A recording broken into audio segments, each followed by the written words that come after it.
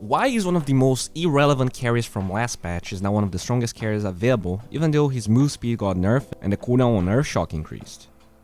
Well, the answer is simple. The change to eartshock makes Ursa way more mobile, and being able to jump cliffs changes the way this hero is played. The second crucial change is Abyssal Blade having Blink. Blink was not popular on Ursa even when he became good around the middle of the last season, and since the old build used to be something along the lines of Phase Boots, Drums, Basher, now instead of buying Blink and still feeling weak, or getting Abyssal but still getting kited, you can get 2 for the price of 1, and boy, it feels good to play this hero. Puck versus Ursa is a funny matchup because while Puck is mobile, Ursa has really high move speed, and for most of the lane, Arteezy would punish Puck incredibly hard. Look how long he chases Puck when he dares to use Orb to secure CS. Note that he does that without drawing aggro from the initial wave, losing a couple of CS, yes, but trading a ton of regen and zoning Puck out of experience range. Level 2 is when everything changes. Prior to 723, you will learn eartshock at level 11, since very rarely it will be of any use to you, but with the mobility change, that skill is gold early. From chasing to securing range creeps that are far away, this skill does it all, and the most common build nowadays is learning 2 points of it and then maxing W and E. Usually you get the second point of eartshock at level 3. One thing worth mentioning is how Arteezy micros his career. Now that every person has its own career, it's quite common to lose them in the laning stage, and that means no way to get your items, less GPM, so he waits until the entirety of Radiant backs a little, since it's so easy for Puck to kill it if he has prior knowledge of the career moving around.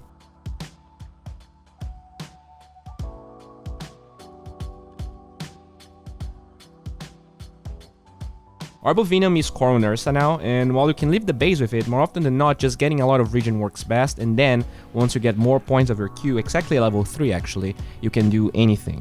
Arteezy doesn't kill the Puck, but the pressure is insane.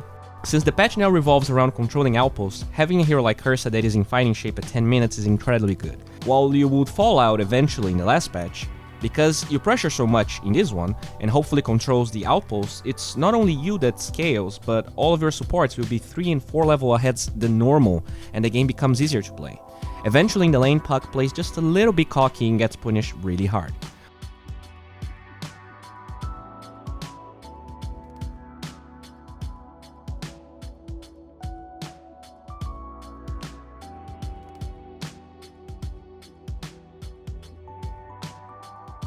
Once you get level 2 earthshock, almost no heroes are allowed to stay in lane versus you, and as Puck attempts an orb, he gets sent back to the fountain.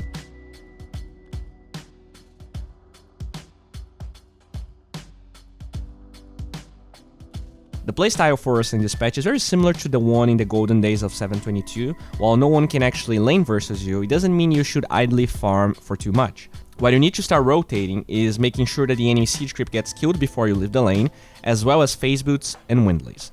That would be the ideal set of items, but even before that, Arteezy is just lamming and diving people since he has vision of other heroes showing. Even if they rotate, the kill potential on Ursa besides the Husker is almost null anyways.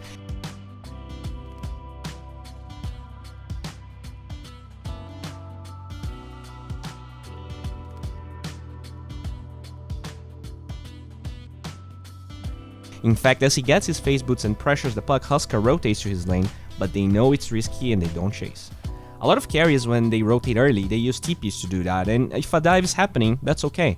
But Arteezy notices that Puck TPs bottom, and what he does instead? He walks, looking for a fight. Ursa as a hero, because he dives so much, inherently forces a ton of TPs around the map to the fights he shows, and if he TPs to play aggressive later, what happens is, 1, even if he kills people, he likely dies because he has no TP out, and if he dies, he has to walk up to a lane later, so he's losing a lot of time. Ursa can jungle and farm, but that's after everyone's TPs are forced, so that you get some farm later and wait for your ult to be ready and repeat.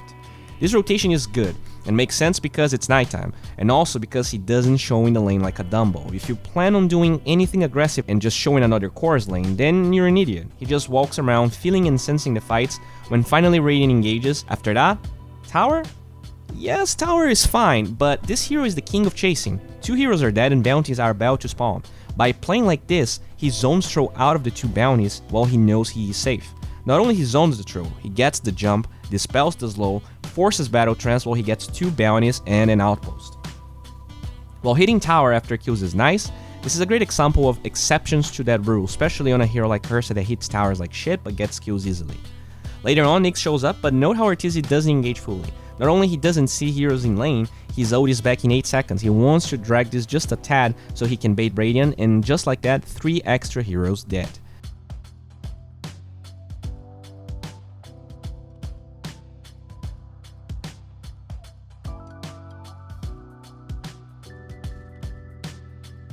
Next scene is a real turn on for me, so if you have any kids watching, maybe consider asking them to leave for a bit because this is some ice frog shit.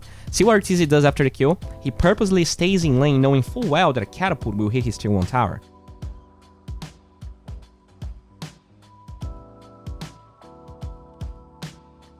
What he wants to do here is lure a couple of TPs before he gets out because this creates TPs on cooldown and then he can dive towers way easier and he accomplishes that.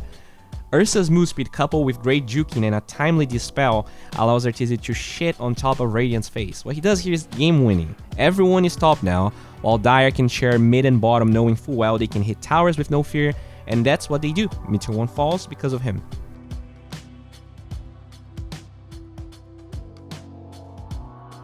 With jumps completed, he really wants to fight, and once again, he manages to bait Radiant into a fight that seems good for them, for now. 2 versus 3, until a blast makes that statement quite false. To be able to mimic this, you need to be on Arthur's mindset, just bloodthirsty and mad you never won a TI. If you even attempt to hit a jungle creep around this time of your power spike, you will already feel worst. Don't get me wrong, Arteezy jungles eventually, but there are times to do that, and right now your hero is by far the strongest hero in the map and thus needs no jungle camps. Would you chase that puck for instance? Probably not, you're a sane person that thinks not dying is always good, but watch what this play accomplishes. Twitch chat would be laughing, spamming baby rage, and maybe Arthur did overextend a little bit, but because he's crazy fat and strong for Radiant to kill, they have to use a lot of spells, including Coil. So what's the play now? You just get inside the Roshan pit, Venge has Vlads after all, Nyx was dead for a little bit, easy. Since Puck died trying to contest Roshan, as soon as Arteezy finds this haste and throw, he just runs at him. It's bounty room time, so this play zones Radiant away from the 2 bounties while they force TPs.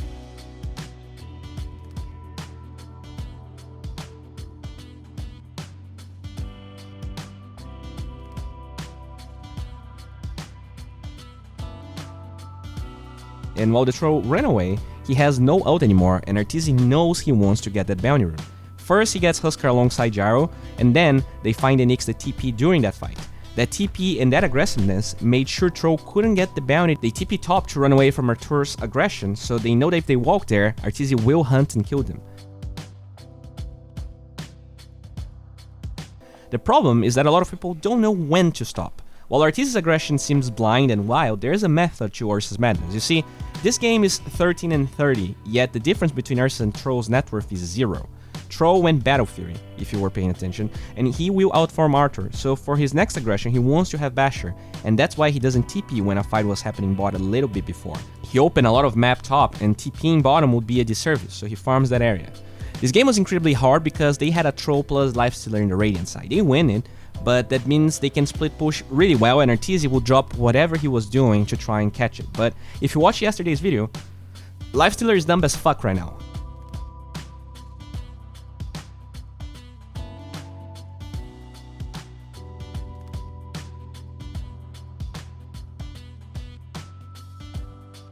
Eventually, they win a fight bottom, and as Arteezy catches just a glimpse of Troll, look what he does.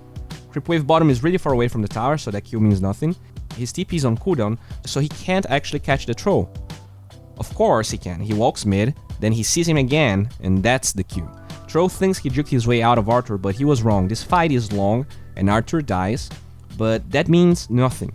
Once again, aggressive play around the bounty time, guaranteeing them 2 outposts and 4 bounties. While killing 4 heroes and losing 1 core, anyone will take that. The thing about the experience from outposts is that you get it even when you die.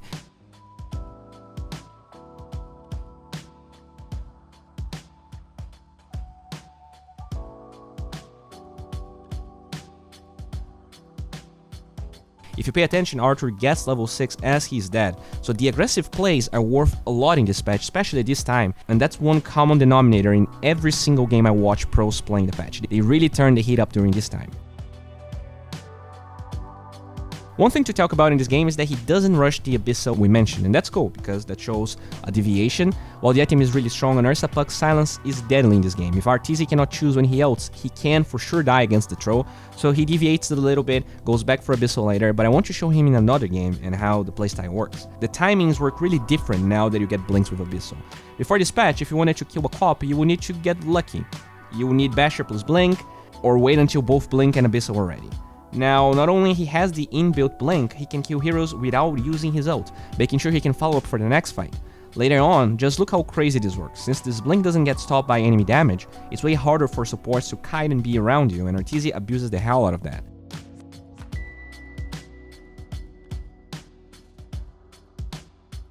In this other clip, they start baiting with Invoker bottom, and look how Cop melts. And yeah, that's it, boys. This guy is really strong right now, so try it out in your pubs. Guys, by the way, thank you very much for liking, commenting, and subscribing. If you're interested in coaching, meeting cool people, my Discord is a great place for like-minded people to learn and relax. If you want to watch me live, you can check me at Twitch/D.Bowie with a 3. And if you want even more extra content, consider checking Patreon. We have a 100 Patreon goal to get an editor and increase the quality and size of the videos, so make sure to check it out. Alright guys, have a good one, bye.